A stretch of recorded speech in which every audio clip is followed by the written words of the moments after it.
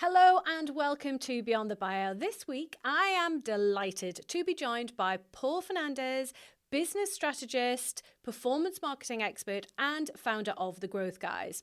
Paul and I had a brilliant conversation about all sorts of things that you can use to raise your profile.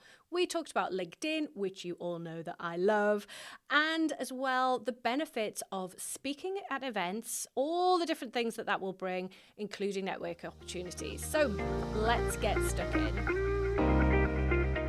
Welcome to Beyond the Bio, Paul. Thank you. It's great to be here. So you have become a bit of an accidental entrepreneur, probably similar to me, in that you had a job and then you ended up setting up a business. How would you describe your personal brand when you were in a business versus having your own? It's funny actually, because I was quite early to adopt LinkedIn within my sort of business. Like, you know, I was using LinkedIn from around sort of like 2015 maybe, but never really serious enough. But in terms of my personal brand, I used to just share what I was doing at work. It was never really about me.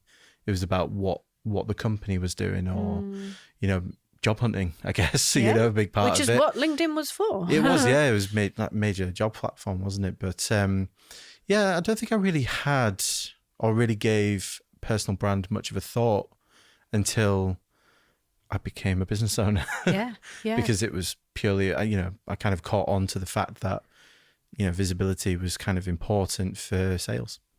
So how long have you had your business? It'll be 6 years now. 6 years. Yeah. Tell us a little bit about that.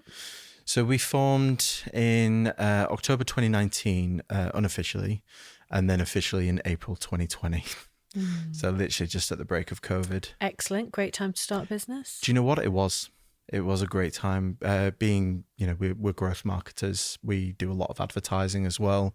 And every man and his dog wanted to get online.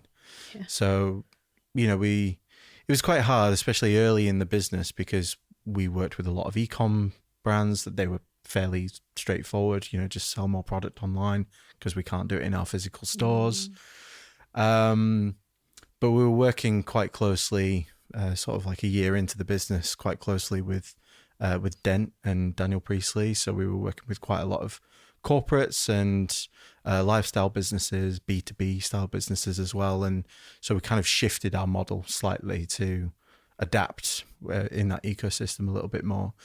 Yeah, I mean, since then we've oh God, it's hard looking back on it actually, because I don't think you take enough time to stop and reflect on what you've done. But we worked with Team GB last year. Amazing. And that was incredible, real eye opener as well. And, you know, pat ourselves on the back. We smashed it. Like, it was absolutely amazing. It was great. But we were working in conjunction with some amazing people. Yeah. You know, it really was, you know, never mind the pun, like it really was a team effort. You know, we were sitting in on meetings with Adidas and Ted Baker and, you know, the Olympic Committee and all that kind of stuff. Like, it was insane. And do you talk about those kind of things on the likes of LinkedIn? Yeah, we've mentioned it. We were actually sort of like squashed a little bit. We had to get approval we had to go through sort of quite a few hoops of approval to even talk about it. So was that from the client? Yeah. Right. So we were going through a partner with Team GB. So we were with a 3PL style, like third party logistics company who would handle fulfillment and distribution, and that's how we got the client through them. And it was like, can we talk about this? It's like, probably not yet. And then it was not yet. Oh, the Olympics is over. So now you can. Damn it, we've missed our window. So we were really it was quite frustrating, but because we hired actually a PR freelancer to help us craft the story, and you know, we were going to try and put it out into news outlets and things, and just never really got that opportunity because there was too many rules and regs. That is a frustration. Yeah. So thinking about LinkedIn when you were using it before versus how you're using it now, how has that changed? I use it purely as an influential platform Like it's there for sharing ideas. It's there for connecting. It's there for testing messaging, selling products. You know, I've made friends through LinkedIn, so it's there for growing network, and it's just been an absolute game changer for our business. Like in terms of, and is that you guys posting as individuals or the company or a bit of both? Me, really. Like, and how often are you posting? 2 to 3 times a week. That's good. Pretty consistently. Good, consistent, yeah. I was probably quite early to the video game as well. Nice. Because, you know, obviously everyone was making a play for Instagram Reels, and, you know, video wasn't being used massively by everyone on LinkedIn. And actually, someone who inspired me, and he probably doesn't know this, but there's a guy called Chris James over in Manchester. Yeah. Content to Clients is his business. And I would be watching what he was doing, and I loved it. You know, it is really nice DSLR camera, nice background, and I was like, do you know what? I really want to replicate that. So, and he, like I say, he probably doesn't know it, but he was quite influential on me. Yeah. And I was like, that's the kind of standard. And then I started working with these guys where we are now. You know, to craft a day, you know, mark a day in my calendar, a month to do some short form video and put that kind of message, because it, you know, I think video is incredibly important. It is, and I think you're right. LinkedIn, not many people are utilizing video on there. So if you are and you're doing it well, then you're going to stand out. And actually, you've just given me a reminder there that I need to do some video, because I kind of got into it for a while and then I've got out of it again. But I should do it. And what kind of things are you seeing happen when you're posting on LinkedIn? Like what's the good stuff? Yeah, so opportunity is the main thing. You know, there's people wanting to JV with you, people wanting your advice.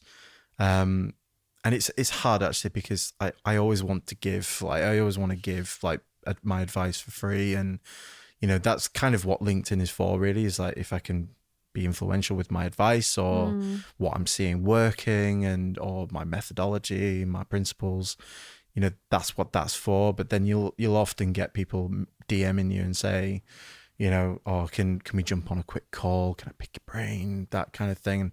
And I love to do that stuff, but I'm having to be a little bit more sort of careful with my time. But those chats are where the magic happens. It's not necessarily in posting. It's what you do with it. So like with video, like for instance, we've done video in the past where then I've sent it to a potential client and gone, I've just thought of this, actually. I think you might really benefit from this. So it's become a bit of a BDM strategy as well. And, you know, I think it's just up to you really, and how you know, what you get out of it is what you put in, really. Totally agree. And, you know, LinkedIn for me tends to be the last piece in the puzzle around that visibility strategy. So it's got to be all the other stuff and you then amplifying it with LinkedIn. What other visibility type activities are you doing or have done that have worked well for you? Because I know you're into podcasting. Yeah, I love it. Yeah, I love podcasting. I find podcasting just an extension of that video, but also that meeting someone one-to-one and that opportunity to dig deep into a topic. I find speaking on stage is a really good one. It works for me and others, I hope, because that's really where I feel comfortable. Is I'm probably against the grain with a lot of people with that, because I am confident. I do like performing.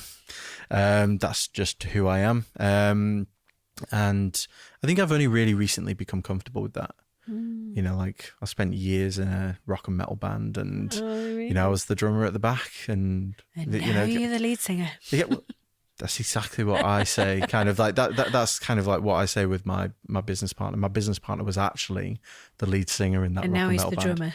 And now he's the drummer. He definitely keeps the backbeat. That's for sure. Interesting. And yeah, it's just where I feel comfortable, and I'm happy with speaking on stage. I'm happy with networking as well. I really like networking when I've got the time to do it, because it is a real time investment, especially if you get the wrong one as well. Like, it's like what we were saying earlier, you know, you've got to be surrounded by the right people, making sure that you're in the right event around the right people. But the good thing is about networking, and just sort of my 2 cents on this. And this was something that a bit of advice I got from a peer.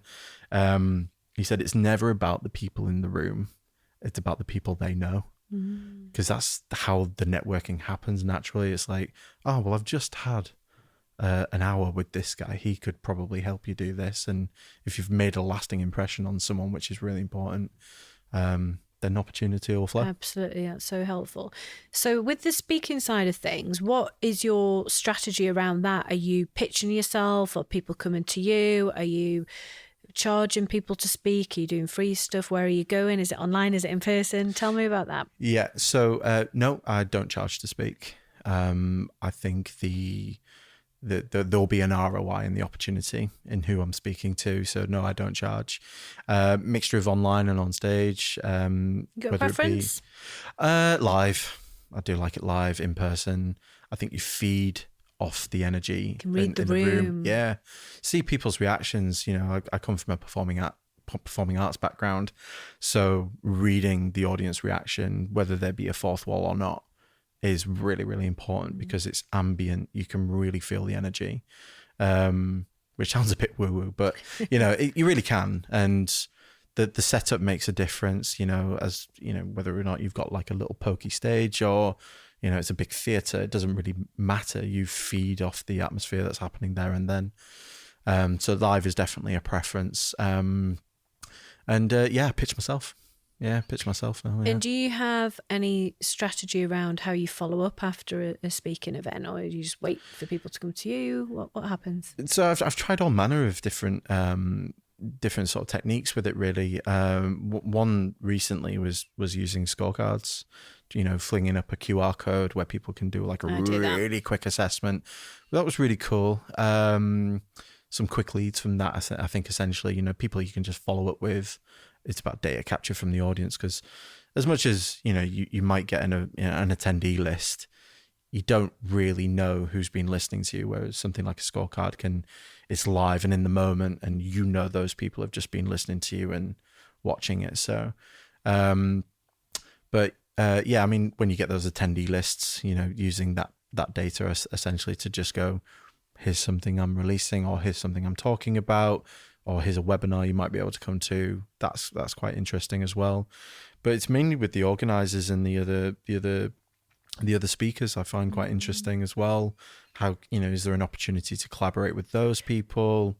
And yeah, it's just get talking to people. That is such a great point, because we often have people on Beyond the Bio that are talking about the benefits of speaking and sort of how to get more gigs and stuff. But actually, one of the points that I don't think I've ever really talked about is actually the benefits of networking with the other speakers. And I think that is actually mega. Now that you've said that, it's a bit of a light bulb going off for me there. So I think about the fact that I've spoken at Atomicon a couple of times, although I've always been interviewing people. I quite like to speak myself, but I get invited to their speakers party now each year, which I think is a really cool, nice touch of that they do.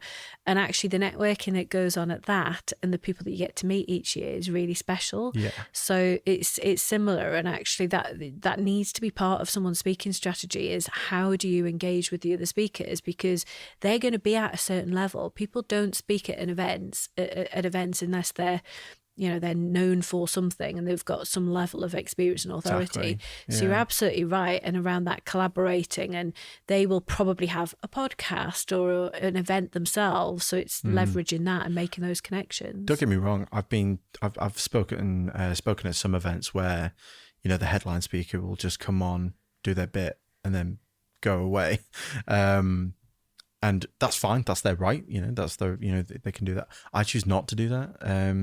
I like to be there and watch the other speakers as well, learn whatever they're talking about, and, you know, just absorb it. You're there for the event, and how can you take the most away from the event? Because it's an opportunity. Absolutely. You know, it's a great opportunity. It is. That's a really good shout. So thinking about your podcasting now, what kind of benefits has podcasting brought to you?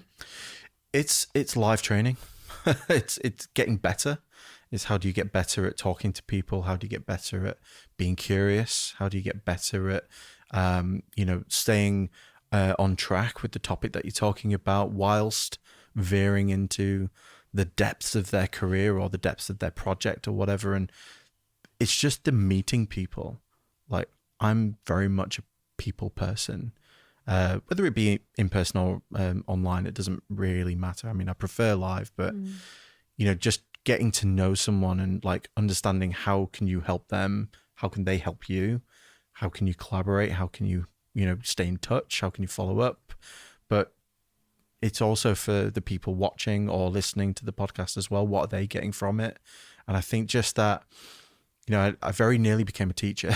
Really? Yeah, I really wanted to teach English and drama. I was going to say, what's your subject? Yeah, drama. And I chose not to do it in the end, purely for pure political reasons. But I still love the idea of teaching. Like, love the idea of, and I guess this kind of comes back to the LinkedIn thing as well. Like, I've had feedback actually on my content, which is it's a little bit too, you're kind of putting stuff out there. You're trying to teach people, but you're not really moving people.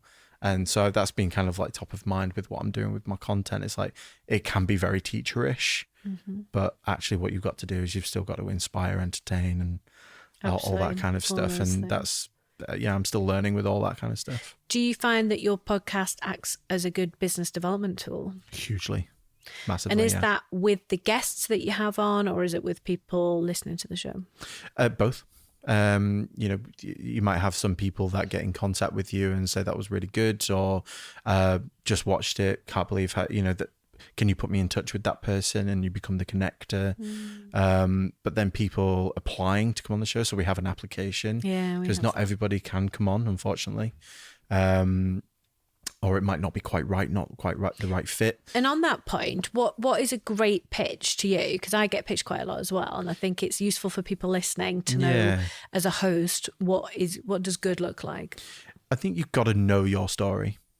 If you're coming in and you're trying to pitch me your services, or you're not pitching me your services, but pitching your services as a differentiator, that's not cool. That's not you. Do you get people that pitch a topic that's just completely irrelevant, that you realise they've never watched any of your episodes? Not yet. Oh, I get that loads. I bet you do, actually. Loads. I get the most random topics, usually from a PR person rather than the potential guest.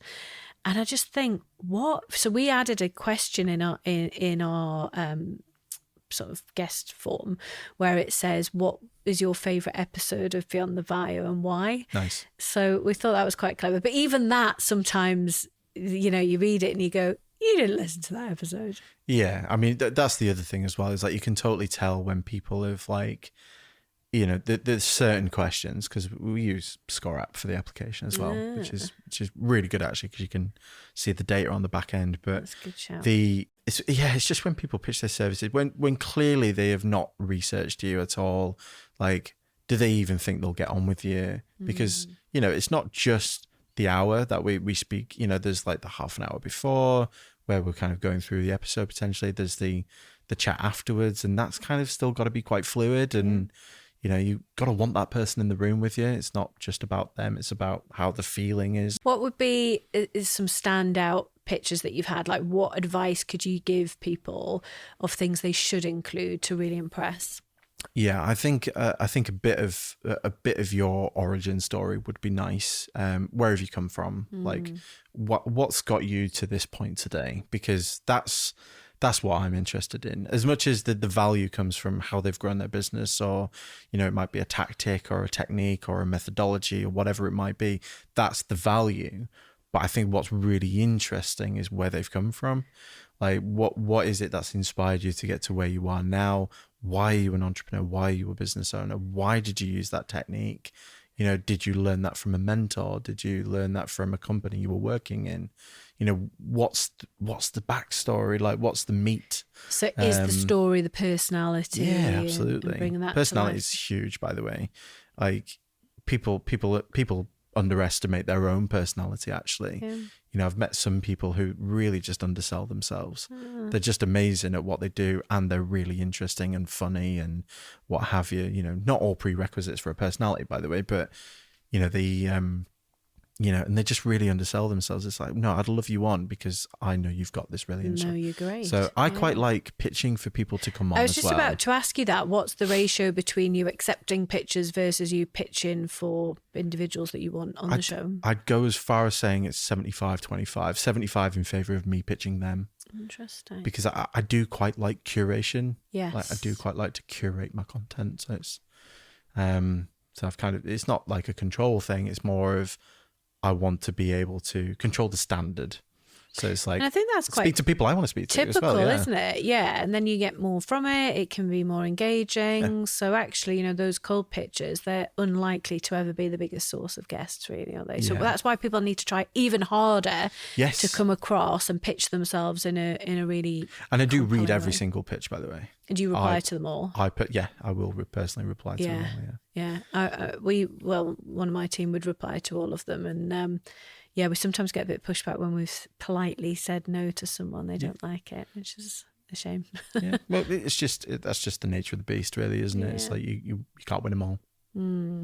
So what's next for you in terms of visibility type activities? Have you got a plan? Is it accidental? Do you just go with the flow? It's definitely not accidental, but I've been working with a friend of mine who has a core story framework business, and it's like business therapy. And for anybody who wants to know about it, they can message me and I'll link them up. But essentially, we've kind of gone through like my origin story, like what the challenges are with what I've found out through business so far, and the transformations we've had for clients, the big, what's my big picture challenges, and brand building as well. And this kind of like my whole origin from being in a band, performing arts, all this kind of stuff, like it's kind of highlighted that my personal brand is mainly around performance. And what is performance? Like, what is that? And confidence, adaptability, being able to persuade and move people, which obviously I'm still working on, but I've always had a knack for performance and wanting to be in front of people, entertaining people, that kind of thing. And I had a realization that performance is in everything we do. We choose. So as part of that, I'm collaborating with a couple of guys that we both know as well, on a tech product called Social Pitch, which is it has got AI baked into it, but it's AI to optimize the person. So essentially, you interview yourself and you can create multiple pieces of content from it. Very but cool. it's just about getting other people visible as well with the minimal effort. And is that available now, or is it coming? We're launching at the end of June. Oh, amazing! So maybe by the time this comes out, it might already be launched. Yeah. But we've done quite well to build the product. I can't take any credit for the building of the product, but the shape of it is looking really, really good, and hopefully it will just help those lurkers on LinkedIn to just become a little bit more visible, with just to start talking about them and their business and who they help, why are they doing what they're doing, because I genuinely feel it's not really a game of people knowing you, liking you and trusting you anymore. I think it's about belief. Yeah. They need to believe in you. Like, and this is why I'm so big on video, because I think it's the ultimate connector I agree. on digital platform. And I don't think it's any coincidence that, platforms like TikTok, YouTube Shorts in particular, they're on the rise, like, because people just love engaging with that visual element. And, I have an opinion on some video content, but yeah, I think it's the ultimate connector, and I think more people should be doing video. I don't like the word should, but they could be doing more video. More people could benefit from it. Absolutely, yeah. 100%. Yeah. Awesome. Paul, it's been so fun talking to you. If anyone watching or listening isn't connected to you, where's the best place for them to find you? Yeah, LinkedIn, definitely. LinkedIn is Paul-A-Fernandez. There's lots of Paul Fernandez's apparently.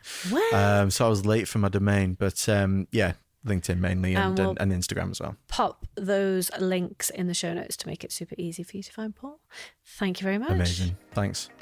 I hope you enjoyed this episode. If you did, it would be mint if you could like, subscribe, and leave a review on your favourite platform. See you next week.